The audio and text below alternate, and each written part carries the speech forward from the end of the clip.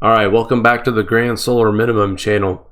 As we were discussing earlier in the evening broadcast, we were on a earthquake watch for the next 24 to 72 hours, and no sooner than we'd said that, a reported 7.1 magnitude earthquake has been reported near Ridgecrest, California. Let's zoom out. Now, this is according to emsc.org,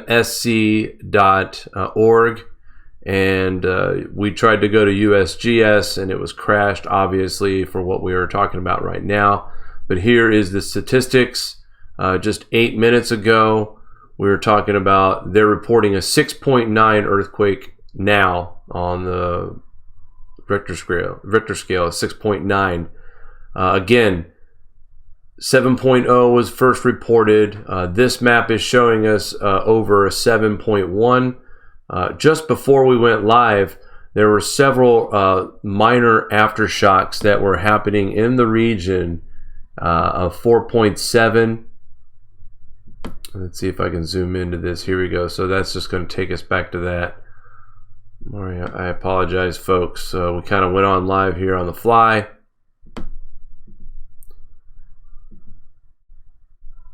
And once again, so it's been an active evening with minor aftershocks. Mari, are you seeing anything else as far as what's breaking? They have now knocked that 7.1 to a 6.9. That is now confirmed, a 6.9 earthquake. Again, during our broadcast, we were talking about having a watch for a 6.5 or higher earthquake. And here we are, July 6th UTC time, 3:22. 6.9 has now been confirmed near Ridgecrest. There's reports on Twitter. Someone's like 150 miles away. They had some pretty decent shaking, things falling off the shelf. People are definitely feeling it and reporting on it on Twitter. I think this is going to be the same case scenario as the other large earthquake that struck there. There's going to be some minor damage. I'm not getting any reports of anything major at this time. This is breaking. It just happened. So this, again, is a part of the aftershock series of quakes that have been going on since July 4th. And hundreds of aftershocks have happened since the 4th of July's. What was the Richter scale on that? That was a 6.6. Originally, they knocked it down to a 6.4. Tonight, we got an original report of 7.0, then 6.1 or 7.1, and now we are getting confirmation that it is a 6.9 magnitude earthquake, once again, near Ridgecrest, California. It's been active since we've been off the air. We've had earthquakes in New Zealand. Actually, Mario was telling me how there were evacuation, roads closed due to seismic activity in New Zealand. Is that correct? No, there's two different issues. There was a small quake reported in New Zealand, but there is a neighborhood near Taupo. I just shared an article of just the ground sinking in, and they are assessing that right now. Apparently, 30 homes had to be...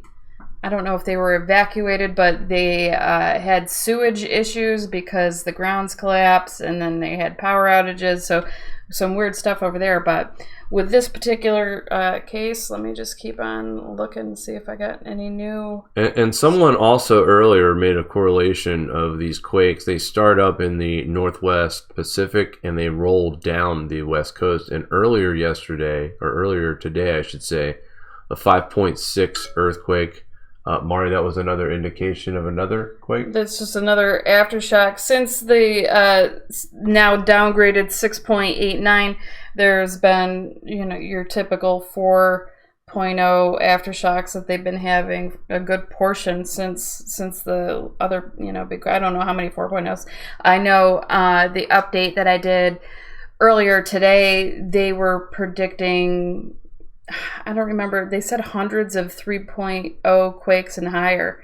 that was expected, and several large ones that would be larger than 6. I believe so 5.0 or higher they were modest with. So we just had a 4.7 3 minutes after the 6.9 earthquake near Ridgecrest, California. So lots of activities still to look out after. And like I said, guys, earlier in tonight's broadcast, somebody left a comment.